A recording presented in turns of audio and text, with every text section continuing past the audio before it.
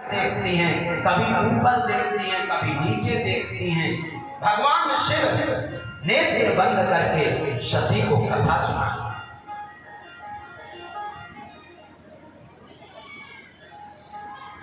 सती जी ने जब ऊपर देखा तो सती के पिता ने भगवान शिव से द्वेष किया। क्यों? एक समय की बात थी कि कनखल में प्रयागराज में एक यज्ञ होगा। सभी देवताओं की सभा जुड़ी और उस सभा में भगवान शंकर भी गए और उस सभा में दक्ष प्रजापति भी गए। सभी ने खड़े होकर के दक्ष प्रजापति को प्रणाम किया, लेकिन शंकर जी ने खड़ा होकर के दक्ष प्रजापति को प्रणाम नहीं। क्योंकि शिव जो शिव है, आपको शिव का एक और रूप बताऊं मैं। भगवान देवाधिदेव महादेव हमेशा भगवान के चिंतन में डूबे रहते हैं। उनको अपने शरीर का भी ध्यान नहीं रहता है।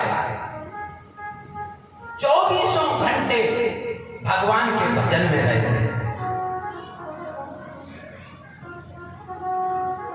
मन में सोचा मेरे ससुर जी है, बाद में जाकर के प्रणाम कर लूंगा। लेकिन अगर कोई अभिमानी आदमी होता है ना, तो उसको कोई किसी की भावना को वो समझता नहीं।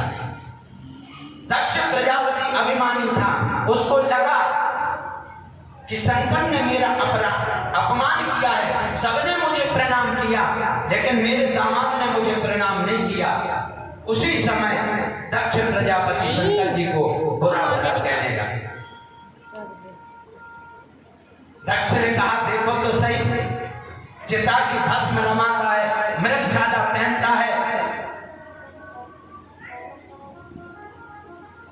अरे मैंने अपने पुत्र ब्रह्मा के कहने पर, अरे मैंने तो ब्रह्मा जी के कहने पर अपनी बेटी का विवाह कर दिया। नहीं, इस जैसे को कौन अपनी बेटी का विवाह करता? नाना प्रकार कहने लगा। वहां पर महाराज नंदीश्वर को क्रोध आया, वो कुछ ज्यादा कहने लगे। जब शिव ने देखा तो भगवान ने सोचा कि अब माहौल बिगड़ जाएगा, तो अपने गढ़ों को लेकर के भगवान शंकर वहां से चले। अगर कहीं कुछ गड़बड़ हो तो सबसे बढ़िया है कि वहां से हमें निकल जाए। अगर किसी से हमारा झगड़ा होने लग जाए तो सबसे बढ़िया है कि वहां से आप, घर में अगर पति पत्नी में झगड़ा हो रहा है, सबसे बढ़िया है आप चुप हो जाइए, आप कुछ मत करो, झगड़ा उसी समय बंद हो जाएगा। ये बात बिल्कुल सच है। उसी पैर को देख करके दक्ष प्रजापति ने कनखल में बहुत बड़ा यज्ञ किया। उस यज्ञ में सभी देवताओं को बुलाया, ब्रह्मा को, विष्णु को, सभी देवताओं, लेकिन शंकर जी को निमंत्रण नहीं।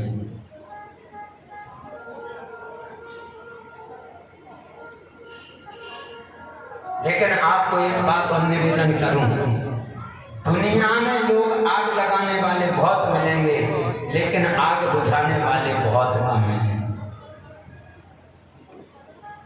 देवताओं के जाने के रास्ते अलग थे, लेकिन देवताओं ने वही रास्ता चुना जो रास्ता कैलाश से होकर के जाता है। क्यों? सबको पता था कि शिव जी को किसी ने नहीं बुलाया, सती को नहीं बुलाया, और सब जब सती जाके देखेंगी तो सती के मन में जरूर भाव जागृत हो।